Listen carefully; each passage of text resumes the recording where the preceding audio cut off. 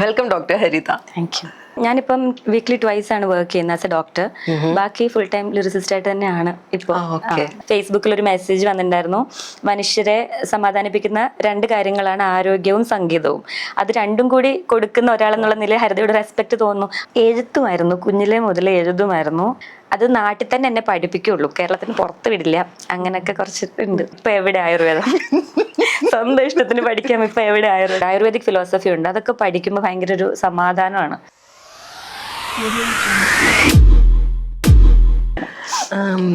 ഇപ്പോ ഡോക്ടർ ആയുർവേദവും ട്രീറ്റ്മെന്റും എല്ലാം പറഞ്ഞോണ്ട് ഇപ്പൊ ഏറ്റവും വലിയ പ്രശ്നം കേരളത്തിലെ ചുമയാണ്, തൊണ്ടവേദനയാണ്. എന്തെങ്കിലും ഒരു മരുന്ന് നമുക്ക് വേണ്ടിയിട്ട് എനിക്കുണ്ട്, അതുകൊണ്ട് കൂടെയാണ്. ഒന്നാമത്തെ കാര്യം, നമ്മൾ കൺസൾട്ട് ചെയ്യുന്നത് ഓരോ മനുഷ്യരെ ഓരോ പോലെയാണ്. ഇപ്പൊ ടിൻഡുനൊരു ട്വിൻ ഉണ്ടെങ്കിൽ നിങ്ങൾ 2 പേർക്ക് 2 മെഡിസിനാണ് കൊടുക്കുക.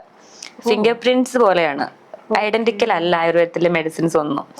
നമുക്ക് ഭയങ്കര സ്പെസിഫിക് ആണ്, ഒട്ടും ജനറൽ അല്ല. ഇപ്പൊ ഒരു കുഞ്ഞു കുട്ടിക്ക് കൊടുക്കുന്ന മരുന്ന് തന്നെ, പാരസെറ്റമോൾ തന്നെ കുറച്ച് ഏജ് ഉള്ള ഒരാൾക്ക് ഒരേ അസുഖത്തിന് കൊടുക്കാം. പക്ഷെ ആയുർവേദത്തിൽ അങ്ങനെയല്ല. ആയുർവേദത്തിൽ ഓരോ പ്രകൃതി അനാലിസിസ് ഒക്കെ ഉണ്ട്, അതൊക്കെ നോക്കിയിട്ട് അപ്പോൾ ഒരാളെ നമ്മളൊരു 1/2-3 മണിക്കൂർ ഇരുന്ന് കൺസൾട്ട് ചെയ്ത് അവരുടെ പ്രകൃതി അനലൈസ് ചെയ്തിട്ട് മാത്രമേ അവർക്ക് മെഡിസിൻ കൊടുക്കാൻ പറ്റുള്ളൂ. അപ്പൊ ഇപ്പൊ ചുമ എന്ന് പറഞ്ഞില്ലേ, എനിക്ക് ഇപ്പൊ അനലൈസ് ചെയ്ത് പ്രകൃതിയൊക്കെ പറഞ്ഞ് മരുന്ന് തരാം, പക്ഷെ അങ്ങനെ ചെയ്യരുത്. നമ്മൾ സമയം എടുത്ത് ഓരോരുത്തരുടെ പ്രകൃതി, സാരത, ഇതൊക്കെ കുറെ ഉണ്ട്. നമ്മൾ 5.5 കൊല്ലം പഠിച്ചതൊക്കെ ഇതാണ്. അപ്പം അതെല്ലാം നോക്കി കൺസൾട്ട് ചെയ്ത് പ്രോപ്പറായിട്ട് മാത്രമേ മെഡിസിൻ കൊടുക്കാവൂ. അങ്ങനെയാണെങ്കിൽ ഞാൻ ചോദിക്കട്ടെ, അപ്പൊ ഇതിനോടനുബന്ധിച്ച് തന്നെ ഒരു ക്വസ്റ്റ്യൻ, നമുക്ക് നോർമൽ ആൾക്കാർക്ക് ആയുർവേദത്തിനെ കുറിച്ചുള്ള ഒരു മിത്ത് എന്തായിരിക്കും? ആയുർവേദം ബോഗസ് ആണെന്നാണ് നോർമൽ ആൾക്കാർ വിശ്വസിക്കുന്നത്. ആയുർവേദം സയന്റിഫിക് അല്ലെന്നാണ് ആൾക്കാർ വിശ്വസിക്കുന്നത്. അപ്പം സയന്റിഫിക് എന്നുള്ള ടേമിന്റെ ഡെഫിനിഷൻ എന്താണെന്ന് അവരും നോക്കണം, തിയറി എന്താണെന്നുള്ളത് അവരും നോക്കണം. അപ്പൊ തിയറി എന്ന് പറയുന്നത്, ഞങ്ങളൊരു ശ്ലോകം, ഞാൻ ഇപ്പൊ ശ്ലോകം പറഞ്ഞു കഴിഞ്ഞാൽ ആർക്കൊന്നും മനസ്സിലാവില്ല. കേൾക്കാൻ നല്ല രസമായിരിക്കും ഡോക്ടർ. അല്ല, പരീക്ഷകർ ബഹുവിധം പരീക്ഷ ഹേതുവിശ്വ സാധേത്വ സ്ഥാപ്യത നിർണയ.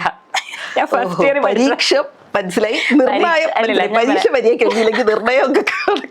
അങ്ങനെയല്ല. പരീക്ഷകർ എന്ന് പറഞ്ഞു കഴിഞ്ഞാൽ കുറെ എക്സ്പെരിമെന്റ്സ് ചെയ്യുന്ന ആൾക്കാർ കുറെ പ്രാവശ്യം പരീക്ഷിച്ച് ഒരു ഡിസിഷനിലേക്ക് എത്തി, അതിനാണ് സ്ഥാപ്യത നിർണയ എന്ന് പറയുന്നത്. അപ്പം ഹേതുവിശ്വ സാധ്യത, അതിന്റെ റീസണിങ് ഒക്കെ നടത്തി അവരൊരു ഒരു ഡിസിഷനിലേക്ക് എത്തി. അങ്ങനെ ഡിസൈഡ് ചെയ്യുന്ന ഒന്നിനെയാണ് തിയറി എന്ന് പറയുന്നത്, അതാണ് സിദ്ധാന്തം. അപ്പൊ ആയുർവേദം ത്രിദോഷ സിദ്ധാന്തത്തിനെ സാറ്റിസ്ഫൈ ചെയ്യുന്ന ഒരു സയൻസ് ആണ്. ഓക്കെ, അപ്പൊ അത് സയൻസ് ആണ്. അപ്പൊ അത് സയന്റിഫിക് ആണോ എന്നുള്ളതിന് സയന്റിഫിക്കിന്റെ ഡെഫിനിഷനിലോട്ട് പോകേണ്ടി വരും. ഞാൻ അങ്ങോട്ട് പോകുന്നില്ല.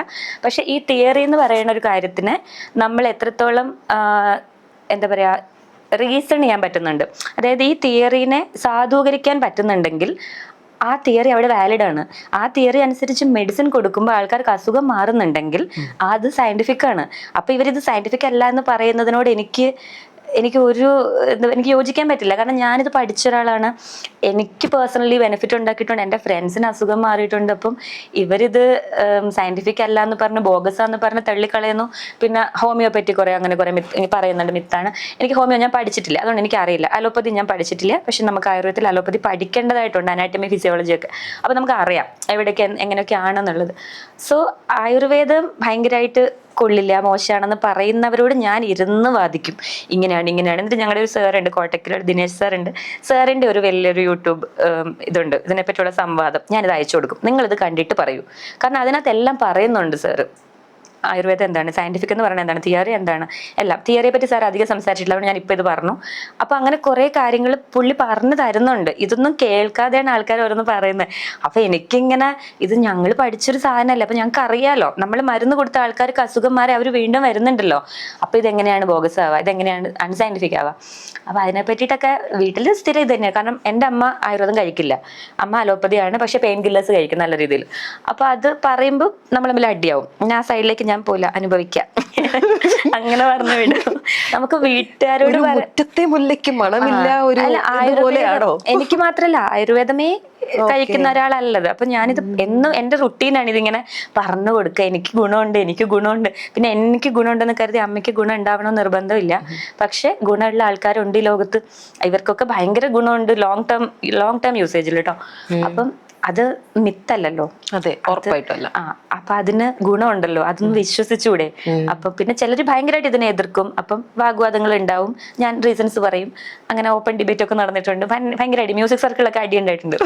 സംസാരിച്ചിട്ട് അവസാനം ഞങ്ങൾക്ക് വയ്യ, മതി, നിർത്തും, നമുക്ക് പാട്ട് എഴുതാം എന്നൊക്കെ പറഞ്ഞിട്ടുണ്ട്. ഏതെങ്കിലും ഒരു സ്റ്റേജ് ഓഫ് ലൈഫിൽ ലിറിസിസ്റ്റ് എന്നുള്ള റോള് കുറച്ചിട്ട് ഡോക്ടർ എന്നുള്ള റോള് കുറച്ച് കൂടുതലാക്കണം എന്നൊരു പ്രഷർ എവിടെന്നെങ്കിലും ഫീൽ ചെയ്തിട്ടുണ്ടോ? വീട്ടിൽ നിന്ന്. അതെനിക്ക് തോന്നി, അതുകൊണ്ടാ ചോദിച്ചത്. പിന്നെ വളച്ചു ചുറ്റി ചോദിക്കുന്നതാണല്ലോ നമ്മുടെ ഒരു രീതി. അതെ അതെ, എല്ലാ ഇന്റർവ്യൂസും അങ്ങനെയാണോ? അങ്ങനെയാണ് ഒരു മൊത്തത്തിലൊരു വെപ്പ്. വീട്ടിൽ നിന്ന് എല്ലാ ദിവസവും രാവിലെ ഉച്ചയ്ക്ക് വൈകിട്ടും പ്രഷർ ഉണ്ട്. പക്ഷെ അത് ഒരു ഗുളിക കഴിക്കുന്ന പോലെ. ഇന്നെങ്കിലും എന്നൊക്കെ പറയും, ഇന്ന് മുതലെങ്കിലും കൺസൾട്ടേഷൻ റെഗുലർ ആയിട്ട് ചെയ്തുകൂടെ. അപ്പൊ ഞാൻ പാട്ട് ആരെഴുതും, എനിക്കൊരു 10 പാട്ട് നാളെ കൊടുക്കണമെങ്കിൽ പാട്ട് ആരെഴുതും എന്നൊക്കെ ചോദിച്ചിട്ടുണ്ട്. പ്രഷർ വരാറുണ്ട്, പക്ഷെ ഞാൻ ഇഷ്ടപ്പെട്ട് ചെയ്യുന്നതാണ്. ഇത് എൻ്റെ ചോയ്സ് ആയിരുന്നു, ലിറിക് റൈറ്റിംഗ് ചൂസ് ചെയ്യുക എന്നുള്ളത്. അപ്പോൾ വീക്ക്ലി ട്വൈസ് ഞാൻ പേഷ്യൻസിനെ കാണുന്നുണ്ട്, അവർക്ക് അപ്പോയിൻമെൻറ്റ്സ് അങ്ങനെ കൊടുക്കുന്നുണ്ട്. വേറെ ഡോക്ടറെ ക്ലിനിക്കിൽ വെച്ചിട്ടുണ്ട്. അപ്പോൾ ആ ഡോക്ടർ നോക്കിക്കോളും, ബാക്കി എല്ലാവരും എന്നെ വിളിക്കും. അങ്ങനെ വിളിക്കുമ്പോൾ ഞാൻ പറയും, ഇങ്ങനെ എന്തെങ്കിലും കൺഫ്യൂഷൻസ് ഉണ്ടെങ്കിൽ തേഴ്സ്ഡേ അല്ലെങ്കിൽ ഈ ദിവസം, ഞാൻ ഉള്ള ദിവസങ്ങൾ വന്നു കഴിഞ്ഞാൽ ഞാൻ നോക്കാം. അല്ലാതെ ഇപ്പം ഞാൻ ഇതിലാണ് ഫോക്കസ്, രണ്ടിലും കൊടുക്കുന്നുണ്ട് കേട്ടോ. ആക്ച്വലി തേഴ്സ്ഡേയും വേറൊരു ഡേയും ആണ് എനിക്ക് കൺസൾട്ടേഷൻ വരിക. അപ്പോൾ ആ ദിവസങ്ങളിൽ ഞാൻ കൺസൾട്ടേഷൻ മാത്രമേ ചെയ്യുള്ളൂ. ആ സമയത്ത് ഞാൻ പാട്ട് എഴുതില്ല. കാരണം എനിക്ക് അവിടെ എൻ്റെ ഫുള്ള് കൊടുത്തില്ല എന്നുണ്ടെങ്കിൽ പിന്നെ എനിക്ക് റിഗ്രറ്റ് അടിക്കും. അതുകൊണ്ട് ഞാനത് ചെയ്യില്ല. പിന്നെ പാട്ടിൻ്റെ കാര്യത്തിന് വേണ്ടി പോകുമ്പോൾ പേഷ്യൻസ് വിളിച്ചാൽ ഞാൻ പറയും, ഇപ്പം ഞാൻ റെക്കോർഡിങ്, അവർക്ക് അറിയാവുന്ന പേഷ്യൻസ് ഉണ്ട് കുറച്ച് പേര്. അല്ലാതെ ഉള്ളവർ ഞാൻ പറയും, ഞാൻ ഇങ്ങനെ റെക്കോർഡിങ്സിലൊക്കെ അവർക്ക് അറിയാമല്ലോ ഞാൻ കോട്ടയ്ക്കലാണ് വർക്ക് ചെയ്യുന്നത്. അപ്പം ഡോക്ടർ ബിസി ആണോ എന്ന് തുടക്കത്തിൽ ചോദിക്കുള്ളൂ. പിന്നെ ടെക്സ്റ്റ് ചെയ്യുള്ളൂ, എന്നെ അങ്ങനെ ഡയറക്റ്റ് വിളിക്കുമൊന്നും എല്ലാവരും. ടെക്സ്റ്റ് ചെയ്തിട്ടേ വിളിക്കും, എനിക്കില്ലെങ്കിൽ ദേഷ്യം വരും. അപ്പോൾ നമുക്ക് ഒരു പാഠമായിരിക്കണം. അങ്ങനെയല്ല, എനിക്ക് ടെക്സ്റ്റ് ചെയ്തിട്ടാണ് പൊതുവെ കോള് വരുന്നത്, അഭികാമ്യം. അപ്പോൾ അതുകൊണ്ട് ഞാൻ അങ്ങനെ പറഞ്ഞു വെച്ചിട്ടുണ്ട് ക്ലിനിക്കിൽ, അവരോട് ടെക്സ്റ്റ് ചെയ്തിട്ട് വിളിക്കാൻ പറയണമെന്ന്. അപ്പം അങ്ങനെ ചോദിക്കുമ്പോൾ നമ്മൾ ബിസി ആണെങ്കിൽ ബിസിയാന്ന് പറയുമ്പോൾ അവർ ഭയങ്കര അതിനോട് അഡാപ്റ്റീവ് ആണ്. പിന്നെ അവിടെ വേറെ ഡോക്ടർ ഉണ്ടല്ലോ, അപ്പം ഞാൻ അങ്ങനെ അത് അസൈൻ ചെയ്ത് കൊടുക്കും. അപ്പം പ്രഷർ ഉണ്ടായിട്ട് കാര്യമില്ല, നമുക്ക് ചൂസ് ചെയ്തതാണല്ലോ. എനിക്ക് വേണമെങ്കിൽ കോന്നി എൻ്റെ വീട്ടിൽ നാട്ടിൽ അവിടെ ഒരു ക്ലിനിക്ക് ഇട്ടിട്ട് ഡോക്ടറായിട്ട് ജീവിക്കാമായിരുന്നല്ലോ. അപ്പം ഞാൻ ഒരു പോയിന്റ്, ലൈഫിൻ്റെ ഒരു പോയിന്റിൽ കൊച്ചിയിലേക്ക് ഷിഫ്റ്റ് ആവുന്നു, ലിറിക് റൈറ്റിംഗ് ചൂസ് ചെയ്യാനല്ലേ ചെയ്തേ. അമ്മ ഒരിക്കലും എന്നെ അക്സെപ്റ്റ് ചെയ്തിട്ടുണ്ടായിരുന്നില്ല അന്ന് ഇതിലേക്ക് വരുന്നതിനോട്. കളങ്കാവിൽ ഇറങ്ങിയപ്പോഴാണ് കൊള്ളാം എൻ്റെ മോള് പാട്ടൊക്കെ എഴുതി കയറുന്നുണ്ടല്ലോ എന്ന്. അതുവരെ സപ്പോർട്ടൊന്നും ഉണ്ടായിരുന്നില്ല, ഭയങ്കര പ്രശ്നങ്ങളൊക്കെ ആയിരുന്നു. അതൊരു ബ്രേക്ക് ത്രൂ ആയിരുന്നു അല്ലേ കളങ്കാവിൽ നമ്മൾ എത്ര ഒരു സോങ് എഴുതിയാലും ഒരു ഹിറ്റ് മൂവി അല്ലെങ്കിൽ ഒരു സൂപ്പർ ഹിറ്റ് ആക്ടറുടെ മൂവിയിൽ നമ്മുടെ സോങ് വരുമ്പോഴാണ് അതിന് കുറച്ചും കൂടെ ഒരു സൊസൈറ്റിക്ക് ഇത് കിട്ടുക. പിന്നെ പണ്ട് തൊട്ട് ഞാൻ സൊസൈറ്റി ഡിസപ്പോയിന്റ് ചെയ്യുന്ന ഒരാളായതുകൊണ്ട് എനിക്ക് അതിനകത്തായിരുന്നു ആ ഒരു ഡിസ്ക്ലൈമർ നമുക്ക് കേട്ടാൽ താല്പര്യമുണ്ട്. അതിലേക്ക് വരാം, ഇതൊന്ന് കംപ്ലീറ്റ് ചെയ്തോ. അല്ല, ഇതിപ്പോ ഞാനിങ്ങനെ ചൂസ് ചെയ്തത് കൊണ്ട് ഞാൻ ചിന്തിക്കുമ്പോൾ എനിക്കൊരു ലിറിക്ക് എഴുതി അത് ഹിറ്റാക്കാൻ പറ്റുകയില്ല. ഇപ്പൊ നമുക്കൊരു മ്യൂസിക് ഡയറക്ടർ വിചാരിച്ച ഒരു പാട്ട് ഹിറ്റാവും, ഓക്കെ, ലിറിക് റൈറ്റർ വേണം. ലിറിക് റൈറ്റർ രണ്ടാമതാണ് അവിടെ ഇപ്പോഴത്തെ ഒരു സാഹചര്യത്തിൽ. അതായത് ഒരു സോങ്ങിന്റെ മ്യൂസിക്കാലിറ്റിയിലാണ് ഇപ്പോൾ പാട്ടിന്റെ റീച്ച് കിടക്കുന്നത്. അപ്പോൾ ഏതൊരു മ്യൂസിക് ഡയറക്ടർക്കും വിചാരിക്കാം ഈ പാട്ട് ഹിറ്റാക്കണം എന്ന് വിചാരിച്ച് അയാൾ ചെയ്യുകയാണെങ്കിൽ ആ പാട്ട് ഹിറ്റാക്കാൻ ലിറിക് റൈറ്റർക്ക് ഹെൽപ്പ് ചെയ്യാൻ പറ്റും. ഇപ്പോഴത്തെ ഒരു സിറ്റുവേഷനിലാണ് ഞാൻ പറയണത്. പണ്ട് അങ്ങനെ ആയിരുന്നില്ല. പണ്ട് ലിറിക്സ് ആണ് സോങ്ങിനെ ഫുള്ള് ഡ്രൈവ് ചെയ്തുകൊണ്ടിരുന്നത്. അത് ലിറിക്കലി ഡ്രിവൺ ആണ്. ഇപ്പൊ അങ്ങനെ അല്ല, ഇപ്പൊ ട്യൂണാണ്. അപ്പോൾ നല്ലൊരു ട്യൂണൊക്കെ ഉണ്ടാക്കിയിട്ട് ഇപ്പോൾ ഒരു മ്യൂസിക് ഡയറക്ടർ വിചാരിക്കുകയാണ് ഹരിത കൊണ്ട് ഈ പാട്ട് എഴുതിക്കാം, അപ്പം ഹരിതയ്ക്കും റീച്ച് ഉണ്ടാവും. അല്ലെങ്കിൽ മ്യൂസിക് ഡയറക്ടർ ഓൾറെഡി കയറും, നല്ലൊരു സിംഗറെ വിളിച്ചത് പാടിക്കാം, സിംഗറും കയറും. അങ്ങനെ ഒരു ഗുണമുണ്ട്. ഞാനിത് പലപ്പോഴും ആലോചിച്ചിട്ടുണ്ട്. അപ്പോൾ എന്തോരം സാധ്യതകളാണ് ഇതിനുള്ളത്, എന്തേറെ എന്താ പറയാ സമാനതകൾ ഇല്ലാത്ത സാധ്യതകൾ അവിടെ ഉണ്ട് ഈ ഒരു മ്യൂസിക്കിന്റെ ക്രിയേഷനിൽ, ട്യൂൺ ഉണ്ടാക്കുന്നതിൽ, മ്യൂസിക് പ്രൊഡക്ഷനിൽ. അതിനെ നമ്മളും കൂടെ ഹെൽപ്പ് ചെയ്ത് നല്ലൊരു ലിറിക്കാക്കി മാറ്റുമ്പോൾ അതിന് കിട്ടുന്ന റീച്ച് ഭയങ്കര ഇതായിരിക്കും. കളങ്കാവിൽ അങ്ങനെ ഒരു ഇപ്പൊ മുജീബിന് വേറൊരാളെ കൊണ്ട് എഴുതിക്കാം. മുജീബിനോട് ഞാൻ നേരത്തെ വർക്ക് ചെയ്തിട്ടുള്ളതുകൊണ്ട് മുജീബിന് എന്നാ ഹരിത വിളിക്കാം, അങ്ങനെ മുജീബ് വിളിച്ചുകൊണ്ടാണ് ഹരിത ഇപ്പൊ ഇത് എഴുതിയത്. അല്ലെങ്കിൽ ഇപ്പൊ വിനായക എഴുതിയിട്ടുണ്ടല്ലോ, അല്ലെങ്കിൽ വേറൊരു ലിറിക് റൈറ്റർ ആയിരിക്കാം മന്നനെ എഴുതാൻ പോണത്. അപ്പം ഒരു പാട്ട് ഹിറ്റാവുന്നതിന്റെ വലിയൊരു പങ്ക് ഇവർ തന്നെ അല്ലേ. അപ്പൊ നമ്മൾക്ക് എന്താ പറയാ അതിന്റെ ഭാഗമായതിൽ ഭയങ്കര സന്തോഷം ഉണ്ടെന്നല്ലേ പറയാൻ പറ്റുള്ളൂ. അപ്പൊ ഇതൊക്കെയാണ് ഇതിനെ ഹെൽപ്പ് ചെയ്ത കാര്യങ്ങൾ. അല്ലാതെ എന്താ പറയാ ക്വസ്റ്റ്യൻ എവിടെ തുടങ്ങിയെന്നുള്ളത് ഇപ്പം മറന്നുപോയി. എന്നാലും അല്ല, അങ്ങനെയാണ് ഇതിന്റെ ഒരു ലിറിക്കൽ ജേർണി എന്നാണ് ഞാൻ പറയാൻ ഉദ്ദേശിച്ചത്. അപ്പോൾ നമ്മള് പ്രഷറിന്റെ കാര്യമാണ് അതന്നെ. അപ്പൊ ആ പ്രഷർ ഞാൻ എടുക്കുന്നത് ഒരു പോയിന്റിൽ എനിക്ക് ഒന്നുമില്ല. ഞാൻ ആ പ്രഷർ അക്സെപ്റ്റ് ചെയ്ത പോയിന്റിൽ, അല്ലെങ്കിൽ അമ്മ എനിക്ക് ഡോക്ടർ ആണ് പക്ഷെ എനിക്ക് ലിറിക്ക് എഴുതണം എന്ന് പറയുന്ന സമയത്ത് എൻ്റെ മുന്നിൽ കാണിച്ചു കൊടുക്കാൻ ഹിറ്റൊന്നും ഇല്ല. അപ്പം ഈ ഒരു ഹിറ്റ് സോങ് എനിക്ക് ഒരു ട്യൂൺ വന്നു, ഞാൻ ഈ മൂവിയിൽ എഴുതിയപ്പോൾ ഇത് കയറുന്നുണ്ട്. അപ്പം എനിക്ക് പറയാം, ഞാൻ കളങ്കാവിൽ എഴുതിയല്ലോ, എന്നെ ആൾക്കാർക്ക് ഇത് അക്സെപ്റ്റ് ചെയ്യുന്നുണ്ടല്ലോ. അപ്പൊ ഇപ്പൊ എല്ലാവരും ചോദിക്കുമ്പോൾ ഏതാണ് ഹിറ്റ് മൂവി എന്ന് ചോദിച്ചാൽ എനിക്ക് കളങ്കാവിൽ പറയാനുണ്ട്. ഇതിനു മുൻപ് എനിക്കൊരു മൂവി ഉണ്ടായിരുന്നില്ല. സാഹസത്തിൽ ഒരു പാട്ട് കയറിയിട്ടുണ്ടായിരുന്നു. പിന്നെ അകം എന്നൊരു സോങ് ഞാൻ എഴുതിയിട്ടുണ്ട് സുദീപ് പാലനാടിന്റെ. അത് ഇൻഡി സോങ്. അപ്പൊ അതിന്റെ ഓഡിയൻസ് കുറച്ച് പരിമിതമാണ്. ആ ഒരു മൈനോറിറ്റി ഓഡിയൻസ് ഇൻസ്റ്റാഗ്രാമിലുള്ളവർക്ക് അറിയാം, അതല്ലാതെ ആർക്കും അറിയില്ല. ഫിലിമിലൊന്നും അങ്ങനെ ഇല്ലല്ലോ. പിന്നെ JSK ഒരു സോങ് ഉണ്ടായിരുന്നു, അതും കുറച്ചൊന്നും കയറുന്നേ ഉള്ളൂ. അപ്പോഴും വീട്ടുകാർ ഡിസപ്പോയിന്റഡാ, ഇത് എന്തിനാണ് ഇത് ചൂസ് ചെയ്തത്. പക്ഷെ നമ്മള് വിശ്വാസമാണല്ലോ, ഇത് ഏതെങ്കിലും കാലത്ത് ആരും പറഞ്ഞ ഏതൊരു വെള്ളിയാഴ്ചയും നമ്മുടെ പ്രതീക്ഷ എന്ന് പറയുന്ന പോലെ ഞങ്ങൾക്ക് ഒരു സോങ് അങ്ങനെ ഹിറ്റ് ആവുന്നത് തന്നെയാണ് കേട്ടോ. നമ്മുടെ എന്താ ആൾക്കാർ, നമ്മുടെ ഒഡസിറ്റി അവിടെയാ കൂടുതലുള്ളൂ. അതുകൊണ്ടാണ്. ഞാൻ ചിത്രാമ്മയുടെ ഒരു ഇന്റർവ്യൂ കണ്ടപ്പോൾ കേട്ടിട്ടുണ്ട്, ബോംബെയിലെ ആ ഒരു സോങ് ഉണ്ടല്ലോ, ആ സോങ് പുള്ളിക്കാരത്തി ജസ്റ്റ് പാടിയപ്പോൾ ഇത്രയും മെസ്മറൈസിങ് ആയിട്ട് വരും എന്ന് പ്രതീക്ഷിച്ചില്ല. കണ്ണാളനെ. അപ്പോൾ അത് പാടി കഴിഞ്ഞു കഴിഞ്ഞപ്പോഴത്തേക്ക് അത് മൊത്തം കോമ്പോസിഷൻ AR റഹ്മാന്റെ വന്നു കഴിഞ്ഞപ്പോൾ അതിൻ്റെ ആ ഒരു ഇത് മാറിപ്പോയി എന്നുള്ള. ഇപ്പം ഈ കളങ്കാവൽ എന്നുള്ള സിനിമയിൽ ക്യാരക്ടേഴ്സിന് ഡാർക്ക്നെസ് ഉണ്ട്, കോൺഫ്ലിക്റ്റ് ഉണ്ട് അല്ലേ? അത് പാടുന്ന സമയത്ത് ഇത്രയും ഇന്റൻസ് ആയിട്ടുള്ള ഒരു സംഭവമാണെന്ന് അറിയായിരുന്നോ? അല്ലെ, പാടുന്നതെന്നല്ല, കമ്പോസ് ചെയ്യുന്ന ലിറിക്സ് എഴുതുന്ന സമയത്ത് ഇത്രയും ഒരു ഇന്റൻസ് ആയിട്ടുള്ള ഒരു സംഭവമാണ്, അല്ലെങ്കിൽ അങ്ങനെയാണ് സ്ക്രീനിൽ വരാൻ പോകുന്നതെന്ന് തോന്നിയിട്ടുണ്ടായിരുന്നു? ഇല്ല, ഓണസ്റ്റ്ലി ഇല്ല, എനിക്ക് അറിയുണ്ടായിരുന്നില്ല അങ്ങനത്തെ ഒരു സോങ് ആണ്. പിന്നെ ഒരു സോങ്ങിന്റെ ട്യൂണൊക്കെ കേൾക്കുമ്പോൾ തന്നെ എനിക്ക് അറിയാം ഇത് ടേപ്പ് റെക്കോർഡറിൽ വരുന്ന ഒരു റീകോളിംഗ് ആണ് പരിപാടി എന്ന് അറിയാം. അപ്പം പാടുന്നത് സിന്ധു ചേച്ചിയാണെന്ന് ഇങ്ങനെ മുജു പറഞ്ഞിരുന്നു, ഒരു പ്രോഗ്രാമറുടെ അമ്മയാണ്. അപ്പം എനിക്ക് അവരെ അന്നറിയില്ല, ഇപ്പം നല്ല നല്ല ക്ലോസ് ആണ് ചേച്ചിയൊക്കെ. അപ്പം ആ സമയത്ത് നമുക്ക് എന്താണ് ഇത്, എത്രത്തോളം എവിടെ പോകുമെന്ന് നമ്മൾ ചിന്തിച്ചിട്ടല്ലല്ലോ എഴുതുന്ന സമയത്ത് ആ വർക്ക് വരുന്നു, അത് എഴുതി കൊടുക്കണു, അത്രേ ഉള്ളൂ. പിന്നെ നമ്മളത് വിടുകയാണ്, പിന്നെ നമ്മൾ ബാക്കി വർക്ക് ചെയ്യുവാണ്. ആ സമയത്ത് ഇതിനെപ്പറ്റി ഒരു ചിന്തയില്ല.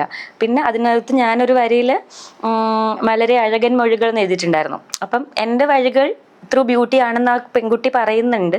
അപ്പം അത് മാനസിക ബ്യൂട്ടി ആവാം, അങ്ങനെ ആവാം, ഫിസിക്കൽ ബ്യൂട്ടി ആവാം. പക്ഷെ അതിനെ അങ്ങനെ കൺസിഡർ ചെയ്യാത്ത ഒരാൾക്കാണ് ഞാൻ എന്നെ കൊടുക്കുന്നത് എന്നൊരു ഇത് പൊക്കോട്ടെ എന്ന് ഞാൻ ഡെലിബറേറ്റ്ലി ഒരു കെയർലെസ്നെസ് ഇട്ടതാണ്. അല്ലാതെ ഇത് എത്രത്തോളം കയറും അല്ലെങ്കിൽ എത്രത്തോളം റീച്ച് ഉണ്ടാവും അങ്ങനെ ഒന്നും ചിന്തിച്ചിട്ടില്ല ഓണസ്റ്റ്ലി.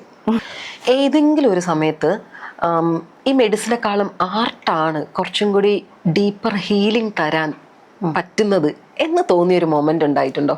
ഫിസിക്കൽ ലെവലിൽ മെഡിസിനാണ് ഹീൽ ചെയ്യുന്നത് നമ്മളെ, ഇമോഷണൽ ലെവലിൽ ആർട്ടിനാണ്. എന്നെ എപ്പോഴും ഹീൽ ചെയ്തിട്ടുള്ളത് ആർട്ടാന്ന് പറയേണ്ടി വരും. കാരണം ഞാൻ പേഴ്സണലി ഭയങ്കര സ്റ്റക്കായിട്ടൊക്കെ ഇരിക്കുമ്പോൾ എന്നെ ഹെൽപ്പ് ചെയ്തിട്ടുള്ളത് മൂവീസ്, പുസ്തകങ്ങൾ, കവിതകൾ, എഴുത്ത്, ഇത്രയും തന്നെയാണ്. അപ്പം നമ്മളെ പേഴ്സണലി അത് ഇൻഫ്ലുവൻസ് ചെയ്തിട്ടുണ്ട്. അല്ലാതെ എനിക്കിപ്പോൾ ഞാൻ ചെയ്യുന്ന തൊഴിലായിട്ട് എനിക്ക് അങ്ങനെ തോന്നിയിട്ടില്ല. Consultation is consultation, lyric writing is lyric writing. അതിനപ്പുറത്തേക്ക് എനിക്ക് വെൻഡിങ് ഔട്ട് ഉണ്ട്. അതായത് നമ്മുടെ കോപ്പിംഗ് മെക്കാനിസമായിട്ട് വെൻഡിങ് ഔട്ട് വരാറുണ്ട്, അത് എഴുത്തിൽ കൂടെ സംഭവിക്കാറുണ്ട്. അതല്ലാതൊരു വേറെ തരത്തിൽ അങ്ങനെ ചിന്തിച്ചിട്ടില്ല. കാരണം അങ്ങനെ ചിന്തിക്കാൻ പറ്റില്ലല്ലോ. നമ്മുടെ ഒരു ഇപ്പം ഞാൻ പറഞ്ഞില്ല, നേരത്തെ പറഞ്ഞ പോലെ തന്നെ ഇതിലും ബെറ്റർ ഇതാണെന്ന് ചിന്തിക്കാൻ പറ്റില്ല. രണ്ടും ഞാൻ തന്നെ തിരഞ്ഞെടുത്തതാണ്. ഞാൻ ക്ലിനിക്ക് നിർത്തി നോക്കി കുറച്ച് നാൾ, ആയുർവേദം ഒന്ന് സ്റ്റോപ്പ് ചെയ്തിട്ട് 20 days ഞാൻ ക്ലിനിക്കിലൊന്നും പോവാതെ പാട്ട് മാത്രം എന്നൊക്കെ പറഞ്ഞിട്ടൊക്കെ നോക്കി. കുറ്റബോധം അടിക്കും, ഭയങ്കര ഗിൽറ്റായിരുന്നു. 2 ആഴ്ച ഞാൻ എന്തിനാത് പഠിച്ചത്, ഞാനിത് പഠിച്ചിട്ട് ചെയ്യുന്നില്ല, കുറേ നല്ല ഡോക്ടേഴ്സിൻ്റെ അടുത്ത് പഠിച്ചിട്ടുണ്ട്, എന്നിട്ട് ഞാനിത് പ്രാക്ടീസ് ചെയ്യുന്നില്ലല്ലോ എന്നുള്ള കുറ്റബോധത്തിൽ ഞാൻ വീണ്ടും പോയി. അപ്പം എൻ്റെ ക്ലിനിക്കിൽ എനിക്കറിയാമായിരുന്നു തിരിച്ചു വരുമെന്ന്. കാരണം ഞാൻ ഭയങ്കര ഇഷ്ടപ്പെട്ടെടുത്ത കോഴ്സല്ലേ. എന്നിട്ട് ഞാനിത് ലീവ് ചെയ്ത് പോകുമ്പോൾ ഇവർക്കറിയാം ഇങ്ങ് വരും. അപ്പം ഞാൻ തിരിച്ചു ഞാൻ വന്നു ആയിരുന്നോളൂ. വേറെ ആരും അവർ വെച്ചില്ല ആ ഒരു സ്പേസിൽ. അവർക്കറിയാം ഞാൻ പറഞ്ഞതാ, ഞാനൊരു 20 days നോക്കട്ടെ എന്നാ പറഞ്ഞത്. അപ്പം തന്നെ നമ്മൾ ഈ കൺഫ്യൂഷൻ ആണെങ്കിലും നോ ആണെന്നാണല്ലോ, അല്ലെങ്കിൽ യെസ് ആണല്ലോ ലൈഫിലും. അതെ. അപ്പൊ കൺഫ്യൂസ്ഡ് ആണെങ്കിൽ അതൊരു നോയാന്ന് അവർക്ക് മനസ്സിലായി. പിന്നെ ഞാനത് അനുസരിച്ച് തിരിച്ചു വന്നപ്പം ഓക്കെ നമുക്കിനി ബാക്കി ചെയ്യാം. ഇപ്പോഴും ഞാൻ 4 years ആയിട്ട് അവിടെ തന്നെ വർക്ക് ചെയ്യുന്നത്. കാരണം പറ്റില്ല, നമുക്കത് വിട്ടിട്ട് പോകാൻ പറ്റില്ല. നമ്മൾ ഇഷ്ടപ്പെട്ടെടുത്തൊരു കോഴ്സാണ്, ഇതും ഇഷ്ടപ്പെട്ടെടുത്തൊരു കാര്യമാണ്. അപ്പോൾ ഒന്നില്ലെങ്കിൽ മറ്റൊന്നും അങ്ങനെ ചിലപ്പോൾ എനിക്ക് പറയാൻ പറ്റില്ല. നല്ല ഹെക്ടിക് ആയിട്ടൊക്കെ വർക്ക് വരുവാണെങ്കിൽ ചിലപ്പോൾ ഞാനൊന്ന് മാറി നിൽക്കുമായിരിക്കും കേട്ടോ കൺസൾട്ടേഷനിൽ നിന്ന്. പക്ഷെ എനിക്ക് ഫ്ലാറ്റിൽ പേഷ്യൻസ് ഉണ്ട്, അപ്പുറത്തെ ഇപ്പുറത്തെ മേളത്തെ ആൾക്കാരൊക്കെ വരാറുണ്ട്. അങ്ങനെ നമുക്കത് പോവില്ലല്ലോ. 10 വർഷം ഞാൻ പ്രാക്ടീസ് ചെയ്യുന്നുണ്ട്. അപ്പോൾ എനിക്കത് എൻ്റെ ലൈഫിൻ്റെ പാർട്ടായി. അപ്പം ഒന്നിനൊന്ന് ഇതാണെന്നോ അല്ലെങ്കിൽ ഒന്നിനെ ഹീൽ ചെയ്യാൻ പറ്റുമെന്നോ ഒന്നും തോന്നണില്ല. രണ്ടും ഇല്ലെങ്കിൽ ഡിസ്റ്റർബ്ഡ് ആവും ചിലപ്പോൾ. ഇപ്പം ലിറിക് റൈറ്റിംഗ് ഇല്ലെങ്കിൽ ഞാൻ വേറെ റൈറ്റിങ്ങിലേക്ക് പോകും. ഞാൻ സ്റ്റോറി റൈറ്റർ ആയിരുന്നു, അപ്പം എനിക്ക് അങ്ങനെയൊക്കെ പോകാൻ പറ്റും. അങ്ങനെ ഞാൻ ചിന്തിച്ചിരുന്നത്, എൻ്റെ പ്ലാനൊക്കെ അതായിരുന്നു 2025 ബൃഹത് നോവലൊക്കെ എഴുതാം അങ്ങനെയായിരുന്നു. പക്ഷെ ഇപ്പൊ എന്തോ നമുക്കത് പ്രതീക്ഷിക്കാൻ പറ്റുമോ ഒരു ബുക്ക്? ഇനി എനിക്ക് അറിഞ്ഞൂടാ പറ്റുമോ ഇല്ലെന്ന്. ഞാൻ ഇങ്ങനെ വിഷമിച്ചു കഴിഞ്ഞൊരു മാസം ഇരുന്നിട്ട്. 25 കഴിഞ്ഞു, 26 ആയി, ഞാൻ ചെയ്തില്ലല്ലോ. എനിക്ക് നോവൽ എഴുതണമെന്നുണ്ടായിരുന്നേ. ഞാൻ ഫുള്ള് പ്രിപ്പയർ ഒക്കെ ചെയ്ത് വെച്ചിട്ടുണ്ട്, പക്ഷെ എനിക്ക് അതിനുള്ളൊരു ടൈം കിട്ടണില്ല. പക്ഷെ ഈ ഒരു തിരക്ക് എനിക്ക് ഇഷ്ടമാണ്. ഇപ്പൊ ഞാൻ അനുഭവിക്കുന്ന തിരക്ക് ഞാൻ ഇഷ്ടപ്പെട്ടെടുത്തൊരു എക്സോസ്റ്റ് ആവും. രാത്രി നമ്മളൊരു 2 മണി 3 മണി ആവും കിടക്കാം, പക്ഷെ എക്സോസ്റ്റഡ് ആയിട്ടാണ് ഈ ദിവസങ്ങൾ. ഞാൻ ഇപ്പൊ പറഞ്ഞില്ലേ, ഹെക്റ്റിക് ആയിട്ട് വർക്ക് വരുമ്പോൾ നമ്മൾ ഭയങ്കര എക്സോസ്റ്റഡ് ആവും, പക്ഷെ ഭയങ്കര സമാധാനത്തിലാണ് ഉറങ്ങുന്നത്. കാരണം ഇഷ്ടപ്പെട്ടെടുത്തൊരു കാര്യത്തിലേക്ക് വേണ്ടി ഇത്ര എഫേർട്ട് ഇടുമ്പോൾ നമുക്ക് ടയർഡ്നെസ് അറിയില്ല. ഇന്ന് രാവിലെ ഞാൻ ടിൻറ്റുണ്ട് വിളിച്ചത്, ഞാൻ എത്ര മണിക്കാണ് നേരത്തെ വിളിച്ചു, അല്ലെങ്കിൽ ഞാൻ റെസ്റ്റ് എടുക്കായിരിക്കും, ഉറങ്ങായിരിക്കും. അപ്പൊ നമ്മളെ റെസ്റ്റ് എടുക്കാൻ പോലും സമ്മതിക്കാത്ത തരത്തിലുള്ളൊരു സ്വപ്നമാണ് നമ്മളിപ്പോൾ നിറവേറിക്കൊണ്ടിരിക്കുന്നതെന്നുണ്ടെങ്കിൽ അത് നമ്മളെ ടയർഡ് ആക്കില്ല. ഞാൻ അങ്ങനെ വിശ്വസിക്കുന്നത്. അപ്പൊ അതിന്റെ അനുഭവമാണ്. അപ്പൊ എനിക്കത് ഭയങ്കര ഒരു ഇൻസൈറ്റ് തന്നു. അപ്പൊ ഞാൻ അതിൽ ഹാപ്പിയാണ്. അപ്പൊ പിന്നെ വെറുതെ വേറൊന്നും ചിന്തിക്കണ്ടല്ലോ. അതെ അതെ അതെ.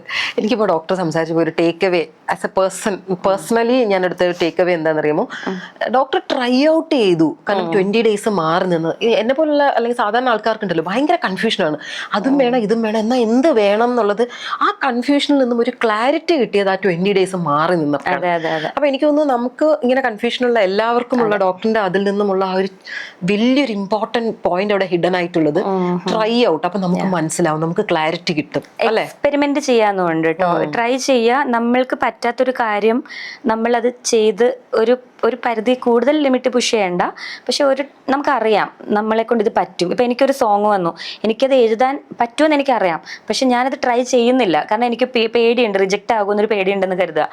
ഞാനത് ചെയ്യാത്തടത്തോളം എനിക്കറിയില്ല, പക്ഷെ ഞാൻ ഇരിക്കും ഇതിനു വേണ്ടി ഇരുന്നിരുന്ന് ഞാനത് എഴുതി അപ്രൂവ് ആവുന്ന വരെ ഉള്ളൊരു വെയിറ്റ് ഉണ്ടല്ലോ. ആ വെയിറ്റിൽ നമുക്ക് മനസ്സിലാവും ഇത് നമുക്ക് പറ്റുന്നതായിരുന്നോ. പിന്നെ അവരുടെ ഫൈനൽ ടേക്ക് ആണിത്.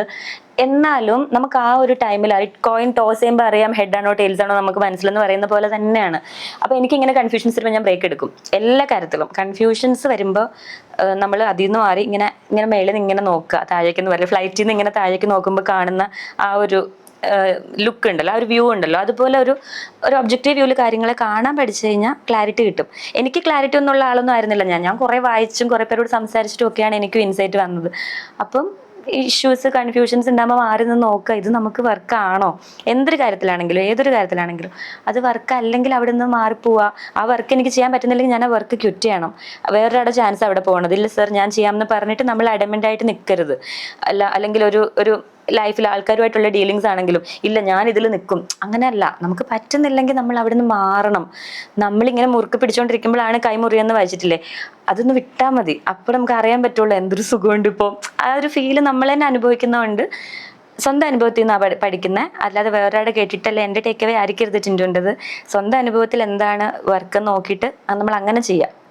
അപ്പം എനിക്കിതൊക്കെ സ്വന്തം അനുഭവത്തിൽ നിന്ന് വന്ന റിയലൈസേഷൻസ് ആണ്, വേറെ ഒന്നുമല്ല. അപ്പൊ ക്ലാരിറ്റി വരുമ്പോ ഒന്ന് ബ്രേക്ക് എടുത്താൽ മതി. ക്ലാരിറ്റി വേണ്ടപ്പോ ഒന്ന് ബ്രേക്ക് എടുത്താൽ മതി.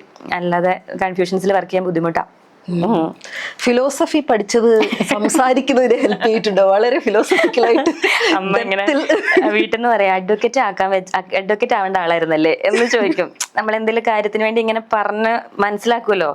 അപ്പൊ വാദിക്കും. എന്നിട്ട് പക്ഷെ ഓൺ പോയിന്റ് ആണെങ്കിൽ വീട്ടുകാർ സമ്മതിക്കേണ്ടി വരുമല്ലോ. വീട്ടുകാരോടാണ് കോൺഫ്ലിക്ട്സ് കൂടുതൽ കേട്ടോ. വേറെ അങ്ങനെ പ്രശ്നങ്ങളൊന്നും പൊതുവെ ഉണ്ടാക്കാറില്ല ഞാൻ, എന്നാണ് എന്റെ വിശ്വാസം. അപ്പൊ മനസ്സിലായി. അപ്പം ഇവരോട് ഇങ്ങനെ സംസാരിക്കുമ്പോ അമ്മ ഇങ്ങനെ, ഇതിനെ ഡോക്ടർ ആക്കരുത്, ഇതിനെ അഡ്വക്കേറ്റ് ആക്കോ ജേർണലിസ്റ്റ് ആക്കോ ചെയ്യണമായിരുന്നു നിങ്ങൾക്കൊക്കെയാണെ. അപ്പം ഞാൻ പറഞ്ഞ അതെന്താ, അഡ്വക്കേറ്റിന്റെ പ്രൊഫഷൻ അങ്ങനെയല്ലല്ലോ. അപ്പൊ നീ ഒന്ന് ക്വസ്റ്റ്യൻ ചെയ്യാതിരിക്കുമോ? ബിക്കോസ് ഞാൻ എല്ലാത്തിനെയും ക്വസ്റ്റ്യൻ ചെയ്യും. ഞാനിപ്പോ വീട്ടില് ഭയങ്കര കുറെ എന്താ പറയാ കൺസർവേറ്റീവ് ആയിട്ടുള്ള ഫാമിലിയാണ്, ഭയങ്കര കണ്ടീഷനിങ്ങിൽ പോകുന്നതാണ്. അപ്പം ഈ ഇന്റർവ്യൂ കഴിയുമ്പോൾ എന്നെ വീട്ടുകാരെല്ലാം കൂടെ തല്ലിക്കൊല്ലും. അപ്പം എനിക്ക് രക്തത്തിൽ പങ്കില്ല. ഞാൻ പറയാം അങ്ങനത്തെ ക്വസ്റ്റ്യൻസ് ചോദിച്ചിട്ടാ ഞാൻ പറഞ്ഞത്.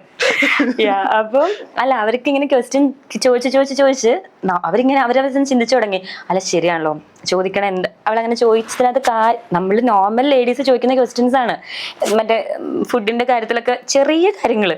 അപ്പൊ അതെന്താ എനിക്കിങ്ങനെ എന്ന് നമ്മൾ ചിലപ്പോൾ ചോദിക്കും. നീ അവിടെ ഇരുന്നോ, അയാൾ ഇവിടെ ഇരിക്കും എന്നൊക്കെ പറയുന്ന സമയത്ത് ഞാൻ അതെന്താ അയാൾ ഇവിടെ ഞാൻ ഇവിടെ ഇരുന്ന് എന്താ പ്രശ്നം അങ്ങനെ ചോദിക്കും. അപ്പൊ ഷോർട്സ് ഇട്ടിട്ട് ഇങ്ങോട്ട് വരരുത്.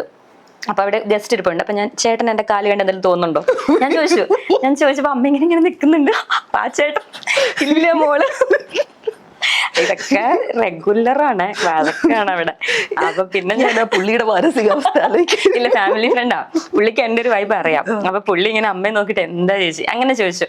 അമ്മ പറയുന്ന ആണുങ്ങൾ ഇരിക്കുമ്പോൾ ഷോർട്സ് ഇട്ടിട്ട് വരരുത് എന്ന് പറയുമ്പോ ആ ചേട്ടന് എന്തെങ്കിലും പ്രശ്നം ഉണ്ടെങ്കിലല്ലേ നമുക്കത് പ്രശ്നമാകേണ്ടത്. ചേട്ടൻ എന്തെങ്കിലും പ്രശ്നമുണ്ടോ? ഇല്ല, മാളു നല്ല പേര്.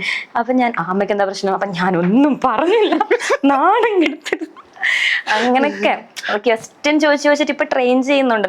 എന്തായാലും നമ്മൾ ഇനി പഴയ കാലത്തേക്ക് പോകാൻ പോണില്ല അല്ലെ. ഇനി അവരിങ്ങോട്ട് വരെ, ഇപ്പൊ ഞാൻ കല്യാണം കഴിച്ച് എനിക്കൊരു കുട്ടി ഉണ്ടാവുകയാണെങ്കിൽ ഞാൻ അവളുടെ എനിക്ക് മോളാണ് ഇഷ്ടം, അതുകൊണ്ട് അങ്ങനെ പറയണത്. അവളുടെ പെർസ്പെക്റ്റീവിലായിരിക്കും ചിലപ്പോൾ ഞാൻ ചിന്തിക്കേണ്ടി വരിക. അപ്പം അമ്മ പറയണോ അങ്ങനെ ചെയ്യരുത്, കുഞ്ഞിനോട് അങ്ങനെ പറയുകയാണെങ്കിൽ അപ്പൊ ഞാൻ അവിടെ അമ്മയെ ക്വസ്റ്റ്യൻ ചെയ്യും. അതിനു മുന്നേ എന്റെ കുട്ടിയൊക്കെ ആണെങ്കിൽ എന്നെ അതിനു മുന്നേ ക്വസ്റ്റ്യൻ ചെയ്യും. അപ്പൊ അതാണ് നമ്മൾ ക്വസ്റ്റ്യൻ ചെയ്ത് പണ്ടൊക്കെ ദൈവം പിന്നെ ഇപ്പൊ കിട്ടും. അല്ല, ഇപ്പൊ ഇവര് ചോദിക്കുമല്ലോ നീ ഇതൊക്കെ പഠിക്കും എന്നൊക്കെ നമ്മളോട് ചിലർ പറയില്ലേ. അപ്പൊ ഞാൻ ചോദിച്ചു, അപ്പൊ നിങ്ങൾ ഇതൊക്കെ പഠിച്ചിട്ടുണ്ടോ? അവരത് പഠിച്ചിട്ടില്ല, എന്നിട്ടാണ് നമ്മളിത് അപ്പം ഇവരെ നമുക്ക് ഒരിക്കലും അവരുടെ വഴിയിലേക്ക് പോയി അവരുടെ ഷൂസിൽ നമുക്ക് സംസാരിക്കാൻ പറ്റില്ല. നമ്മുടെ വഴിയിലേക്ക് ഇവര് അക്സെപ്റ്റ് ചെയ്ത് ഇവരെ കൊണ്ടുവരാനേ പറ്റുള്ളൂ. ഇതിനെ പറ്റി പറയുമ്പോഴാണ് വാഗ്വാദങ്ങൾ ഉണ്ടാവുന്നത് വീട്ടിലെ. പക്ഷെ ഇപ്പം അമ്മയുടെ ഫ്രണ്ട്സ് ഒക്കെ ആയിട്ട് അമ്മ ഭയങ്കര ചില്ലാണ്. അപ്പൊ അതുകൊണ്ട് വാഗ്വാദങ്ങൾ കുറച്ച് കുറയുന്നുണ്ട്. എന്നാലും ഉണ്ട്. ഇന്നലെയൊക്കെ എന്നെ വിളിച്ചില്ലല്ലോ, റെക്കോർഡിംഗ് ഉണ്ടായിട്ട് ഞാൻ പറഞ്ഞു ടോക്സിക് കാമുകനെ പോലെ സംസാരിക്കരുത്, എനിക്ക് റെക്കോർഡിംഗ് ഉണ്ട്, ഞാൻ ഫുഡ് കഴിച്ചിട്ടില്ല. അപ്പൊ അങ്ങനെയൊക്കെ. പക്ഷെ ഫണ്ണാണ്. ഇപ്പൊ ഭയങ്കര കമ്പനി അടികളാണ്. അല്ല, നമ്മൾ പണ്ട് ശരിക്കും വഴക്കായിരുന്നു, ഇപ്പൊ സ്നേഹത്തോടുള്ള അടികളാണ്. കാരണം ഇപ്പൊ കാര്യങ്ങൾ മനസ്സിലാവുന്നുണ്ട്. ഇപ്പൊ റിലേഷൻഷിപ്സിനെ പറ്റി, എല്ലാത്തിന്റെ ഇമ്പോർട്ടൻസിനെ പറ്റി, അറേഞ്ച്ഡ് മാരേജ് എന്തുകൊണ്ട് അങ്ങനെ, ഇതെല്ലാം പറഞ്ഞു കൊടുക്കുമ്പോൾ അവർക്ക് അത് മനസ്സിലാവും. ഈ സോഷ്യൽ മീഡിയയുടെ ഗുണമാണ്. അപ്പൊ അമ്മ ഇങ്ങനെ റീലൊക്കെ കാണുമ്പോൾ എനിക്ക് കൊച്ചിയിൽ ആ യുവതിക്ക് സംഭവിച്ചത് എന്ത്, അപ്പൊ ഞാൻ തിരിച്ച് മറ്റേ ഇങ്ങനെ ചെയ്തില്ലെങ്കിൽ എന്ത് സംഭവിക്കും, അങ്ങനെ ഫണ്ണാണ് ഇപ്പം. അപ്പം മൊത്തത്തിൽ നല്ല. അപ്പൊ എനിക്ക് അതൊക്കെ കൊണ്ട് ഒരു കാര്യത്തിലും റിഗ്രറ്റ് ഇല്ലാന്നേ ഇപ്പൊ പറയാൻ പറ്റുള്ളൂ. എല്ലാത്തിലും ഇപ്പൊ കണ്ടന്റ് ആണ്, ഓക്കെയാണ്.